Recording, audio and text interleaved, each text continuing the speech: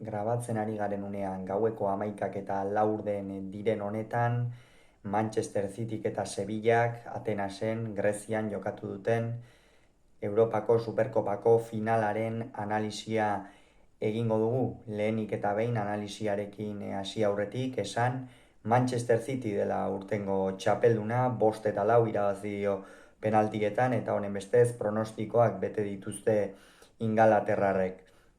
Bestalde berriz, gogoratu behar dugu, Manchester City, Burnleyen aurka 0-3 irabaztetik iritsi dela final honetara, aldiz, Sevillak 1-2 galdu zuela Pizjuanen Valentziaren aurka. Beraz, bi taldeak nahiko dinamika ezberdinetan iritsi direla esan dezakegu. Hasi aurretikan 11koak errepasatuko ditugu. Alde batetik Manchester City 4 aldaketa egin ditu. Ederson izan da ATP-an, 4ko lerroa osatu dute Kyle Walkerrek eskuinegaletik, kapitainak Guardiolek ezkerregaletik eta Akek eta Akanjik atzealdearen erdialdean. Hasiera batean Guardiol behar bada zentral postu horretan edo erdiko atzelari postu horretan kokatzen genuen, baina gero egia da partida hasi denetikan oso nabarmen ezkerraldetikan jokatu duela, bai erasokor, bai defensan. Gero zelai erdian Foden, Rodri eta Kovacic aritu dira, eta goian berriz eskuinaldetik Palmer, ezkerraldetik Jack Grealish eta goian golaren arduradun nola ez Erling Braut Haaland, norbegiarra.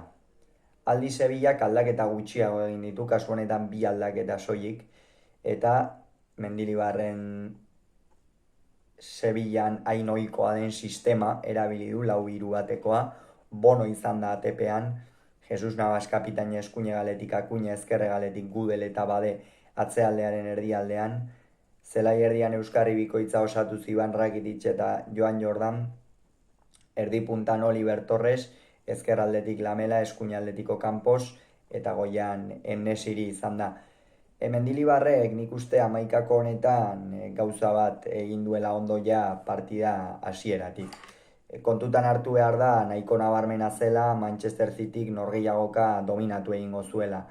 Eta hor Ocampos eta Lamela sartu ditu erasoan ez ezik atzealdean ere estaldurak egiteko, eta Akuñari eta Jesus Navasi oso ondo etorriko zitzaizkien bi jokalari izango zirelako. Horrez gain, Ivan Rakitic eta Joan Jordan ere nahiko jokalari erasokorrak bai, baina atzealdean ere bokazio handia dutenak dira, eta horrek asko lagundu dio batez ere Sevillari oreka mantentzen, ezta Manchester City bezalako talde handi eta esplosibo baten aurka. Partida hasieran esan behar da Sevillak egin behar zuen egin duela, azkenean aurrean presionatu, Manchester Cityri alik eta gutxien ateratzen utzi, eta alaxe egin duna. Oso kontzentratuta ikusi ditugu Sevillako 11 jokalariak, Bonotik hasi eta Josef En-Nesyraino, batez ere lan handia eginaz Rakitic eta Jordan, baita ere Gudel eta Bade. Eta behar bada Manchester Cityn esan daiteke partida zera horretan nahiko berde ikusi ditugula, eta Sevilla berriz ongi sartu dela norgehiagokan, ongi sartu dira Sevillarrak norgehiagokan, eta horren saria 25. minutuan iritsi da. Marcos Akuñak sekulako erdirak eta ipini dio En-Nesyriri, eta En-Nesyrik benetan maixutasunez egin du gola. Maixutasunez esaten denean da jauzi ikeragarria egin du Ake eta Guardiol bezalako bi atzelari bikain gainditu ditu, eta behar zen bezala errematatu da. Zutoinean eman du eta gero barrura joan da. Benetan maixu baten errematea izan da Josef En-Nesyrik egin duena lehenengo gol horretan, eta Sevilla gainera aurretik ipini du. Sevillarentzat albiste denak ziren onak, eta are albiste hobeak ziren gero Manchester City nolabait ere ez zela asko saiatzen, ezta alde batetik Badek, Akuñak, Navasek eta Gudelek oso ongi babestu dute Erling Braut Haaland. Lehenengo jokalditik ja ikusi da nola Halanek baloia jaso duenean bi jokalari joan zaizkion bila, hori izan da nik uste Jose Luis Mendilibarrek nahiko hasieratikan esan diena, ez da, Erling Brot Haaland ongi babestu beharreko jokalaria zela, eta alaxe egin dute. Erasoan gainera ikusten genuen Sevilla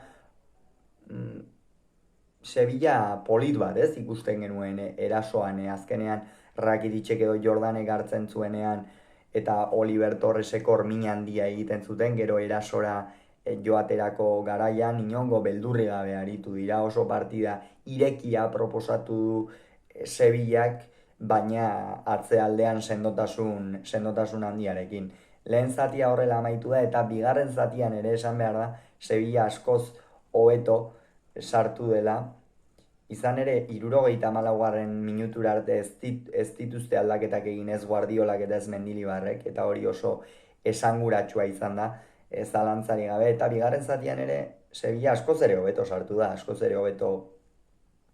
sartu da, baina kontua kontu Manchester City da, eta hor Grealish eta Palmer batez ere ari ziren aurreko egaletan min handia egiten, eta 73. minutuan Rodriren pase ikusgarri baten ondoren ikusgarria izan da nola hartu dion bizkarra Jesus Navasi, baina hori arbeleko jokaldia da, hori ez da kasualitatez egiten den jokaldi bat, hori arbeleko jokaldia da, azkenean Rodrik baloia non hartu duen ikusi, eta Palmerren gana iritsi denerako azkenean magia egin du hor Rodrik, bikain irabazi dio bizkarra Jesus Navasi, eta Palmerrek jokalari altua da, jokalari indarsua da, eta buruz maisuki amaitu du jokaldia. Hor, banako horretan Sevillari behar bada sartuko zitzaizkion zalantza batzuk, baina ongi kokatuta zeuden Jose Luis Mendilibarrenak, batez ere atzealdean naiz eta gol hori jaso berme handia erakusten zuten, eta kontua kontu lehen aldaketa 74. minutuan iritsi da, kasu honetan Juan Lu atera da Oliverren ordez, esan dugu Oliverrek partida bikaina egin duela, erdi punta horretan erasoan asko eman dio Sevillari, baina Juan Lu atera du behar bada atzealdean ere gehiago laguntzeko, ez, Oliverrek laguntzen zuen, baina behar bada ezain beste. Gero Gonzalo Montiel atera da Navasen ordez, Navas txikituta zegoen sekulako partida, egin du meritu ikeragarria dauka, zalantza izpiri gabe Jesus Navasek, eta gaurkoan ere beste behin sekulako partida atera du.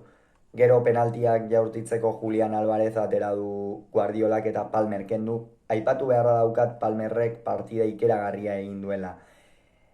Nik uste Manchesterren Grealishekin batera bera izan dela gehien nabarmendu den eta distira gehien atera duen jokalaria gaurko egun honetan. Ez Foden, ez Haaland, ez Rodri, ez nik uste Grealish eta Palmer izan direla, eta gainera iruditzen zai Guardiolak aurtengo denboraldian erabiliko duen jokalari bat izango dela, gaur gainera hasieratik atera du, eta oso esanguratsua izan da, oso ezker bizia, izkin egiteko eta erraztasun handia da gainera, gero goitik handatu zen baloiak eta errematatzeko, berak egin du gainera gola, hortikan etorri da horrelako jokaldi batetik, eta benetan partida bikaina atera du.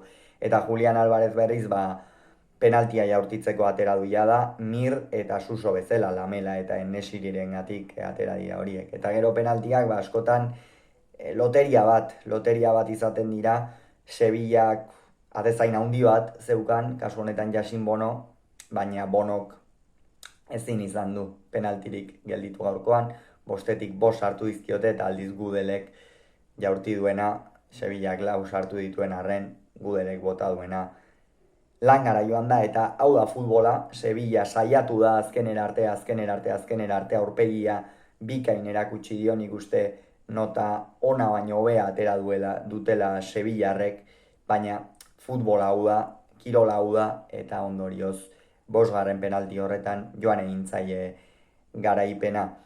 Meritu handia eman behar zaio Sevillari, meritu handia eman behar zaio Jose Luis Mendilibarri, ez gaurkoagatik bakarrik, baizik eta pasaden denboraldian egin zuten guztiaren ostean daude hemen, azkenean Europa Liguen inork euren alde ezer ematen ez zutenean Manchester United, Juventus eta Erroma bezalako taldeak garaitu zituzten, eta horren ondorioz egon dira hemen, eta Manchester City guztidunari ere aurpegia bikain erakutsi diote Sevillarrek, eta benetan bejon deiola nerbioiko taldeari. Ziur aski gaur Bonok eta Akuñak azken partida jokatuko zuten Sevillaren elastikoarekin. Nik uste duintasun handiz joan direla, naiz eta Bonok ezin izan duen penaltirik gelditu, duintasun handiz joan dira, eta benetan bejon deiela Sevillarrei. Hauxe beraz partida honen inguruan esan behar genuen guztia, hurrengoan gehiago izango zuek Kirolunea kanal honetan, bitartean ongi izan agur.